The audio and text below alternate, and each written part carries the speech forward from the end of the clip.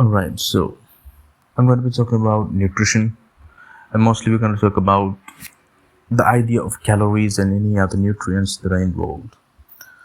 So, basically, first and foremost, the amount of weight you put on is based on the calories that you take in.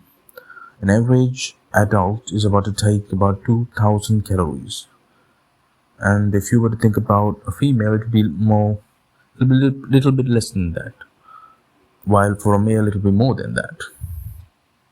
And also, that's not the only factor. Like, gender is not the only thing. And why exactly gender makes the difference is because of the basal metabolic rate.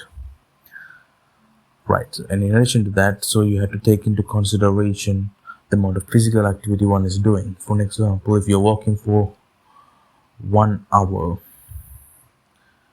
that would be an additional 300 calories. Running for 1 hour would be additional 500 calories.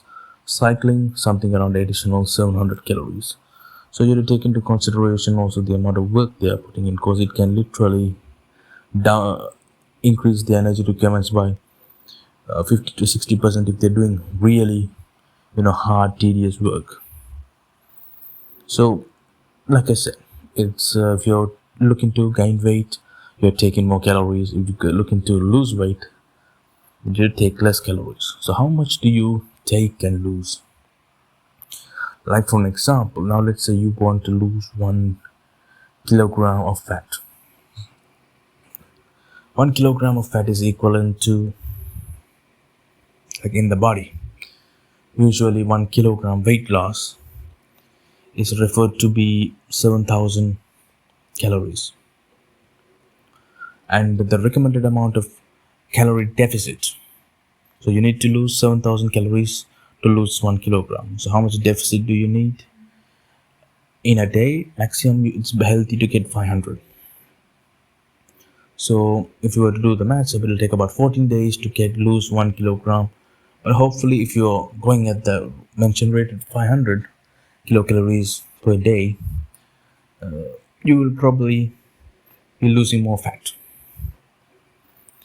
Okay, so now we talked about this, but then again, if you're looking to put on more weight, you have to try to put on good weight, which is muscle mass, which you can do by increasing your protein intake, and that will ultimately increase your nitrogen balance. The requirement would be something like 0.8 kilogram per 0.8 gram per kilogram, and that value increases from there to 0.8 to 2 grams per kilogram. So right now I've been talking about the calories and your basically your weight. But now let's think about a few other things. Right. So we can divide food into macro as well as micronutrients. Macronutrients are our fat, carbohydrates, protein, and fat. And of the three, I have mentioned them. The carbohydrate is the quickest to digest. Fats and protein will follow. So if you take a high protein diet, it's less likely that you're going to be hungry soon enough. So your satiety center is satisfied. You're less likely to indulge in eating more food again. So an idea between carbohydrate is, it's basically, could it be your wheat-based product? These products contain about 70 to 80% carbohydrate. Then you got your rice, so on.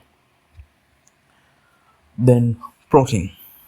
If you take about 100 gram, usually you see about 8 to 10 grams of protein if you were to take out these wheat products. And finally, fat. So yeah, I think we have an idea of fats. The fats you can divide into unsaturated and saturated fats. If it's unsaturated, they're good fats. If it's saturated, it's bad fats. So where do you find these bad fats exactly? So bad fats are found when you're using oils for repeated durations. Like you can go to some oil, to some cooking place, and you see the oil, if it's really black and all that, it is saturated. And then another thing would be the industrial products like margarine. Those things are bad fats, right? So that's the idea about fats. Protein, again, that's something you can get from different sources. There's animal protein, there's non-animal protein as well, which is basically in everything. Like in flour, there's about 8 grams in 100-gram sauce, right? Sauce means if you take wheat product, 8 grams is somewhat the amount of protein you'll find. It can go up to 11. Some people, sometimes it might be modified to some extent. You will find about 13 or so. So yeah, so that is the thing. So we talked about macronutrients, talked about the calories. Now finally we'll go for the micronutrients. So micronutrients, we have the B vitamins, which are important for the metabolism of fats and carbohydrates, and the release of energy. So B proteins are quite important, but it's not really talked about, but they have their value. If we think about the next one, like vitamin C, it's important for recovery. It's an antioxidant, so it protects the body from free radical damage. Another one which I failed to start off with, another important one, which is vitamin A, that is important for the vision. If you do not have enough vitamin A, you will end up with conditions like night blindness. Vitamin D, important for the bones. Vitamin E, important for skin. Vitamin K, important for to have proper coagulation. You can end up with bleeding disorders otherwise. So that is that.